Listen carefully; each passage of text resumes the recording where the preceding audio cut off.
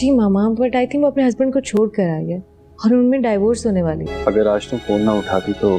मुझे इस बात का यकीन हो जाता कि फ्रेंड्स या कोई खास तो मैं कायल कर लिया है।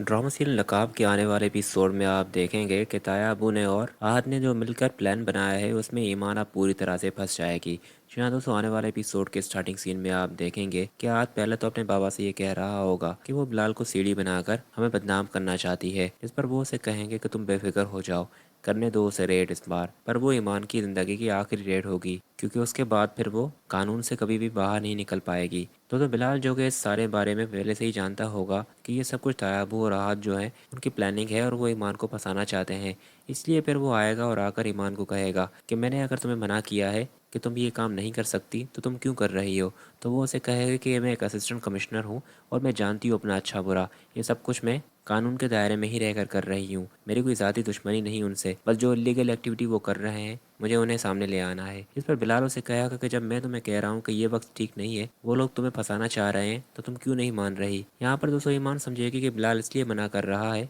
क्योंकि वो लोग बिलाल के रिश्तेदार हैं, वो नहीं चाहता कि उनके कारोबार पर रेड पड़े, इसलिए ईमान उसे कहेगी कि मैंने फैसला कर लिया है कि मैं जाकर वहाँ पर रेड करूँगी। इस पर बिलाल उसे कहेगा कि फिर मेरी मौत की वजह भी तुम ही बनोगी, क्योंकि जब मैं तुम्हें मना कर रहा हूँ और उसके बाद भी जाकर तुमने रेड मारी तो उसकी ज़िम्मेदार तुम खुद होगी। और फिर दोस्तों यही होगा नेक्स्ट सीन में, आप देखेंगे कि ईमान जैसे ही वहाँ पर जाएगी तो वो लोग ईमान को ही फंसा देंगे किसी रिश्वत के मामले में। और फिर जब ईमान को हिरासत में ले लिया जाएगा तो तैमूर आकर ईमान से बात करेगा कि तुमने क्या सोचा था कि तुम इतनी आसानी से बच जाओगी, तुम असिस्टेंट कमिश्नर तो बन गई हो पर अभी भी तुम्हारे पास दिमाग वही है, तुमने हमसे पंगा लेकर बहुत ही बेवकूफ़ी की है। पर बिलाल इतना समझदार हो के तुम्हें उसने समझाया नहीं। और फिर तैमूर भी जब वहाँ से जा रहा होगा और बिलाल भी सामने खड़ा होगा तो तैमूर बिलाल को देखकर इस तरह से हंसेगा कि तुम्हारी होने वाली बीवी को तो पहले ही कानून ने गिरफ्तार कर लिया है, अब तुम एक बदनाम असिस्टेंट कमिश्नर से शादी करोगे।